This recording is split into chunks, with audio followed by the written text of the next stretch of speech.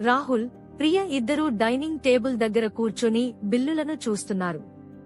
వారి ముఖాల్లో ఆందోళన స్పష్టంగా కనిపిస్తోంది.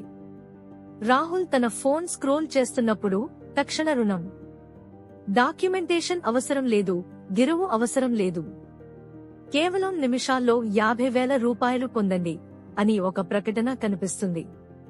రాహుల్ యాప్ను డౌన్లోడ్ చేసి కొన్ని వివరాలు ఫిల్ చేస్తాడు. కొద్ది క్షణాల్లోనే స్క్రీన్పై ఏఐ బాట్ ప్రదర్శించబడుతుంది. అది స్నేహపూర్వకంగా చిరునవ్వుతో మాట్లాడుతుంది. కొన్ని రోజుల తర్వాత రాహుల్ తన ఖాతాలో అనుమానాస్పదమైన కట్లు గమనిస్తాడు.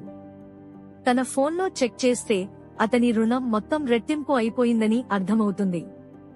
రాహుల్కు బెదిరింపు కాల్స్, మెసేజ్లు రావడం ప్రారంభమవుతుంది.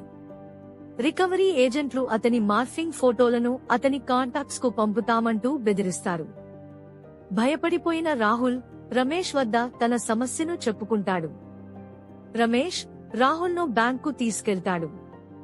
అక్కడ బ్యాంక్ మేనేజర్ నమ్మదగిన ఆర్థిక ఎంపికల గురించి వివరంగా చెబుతాడు.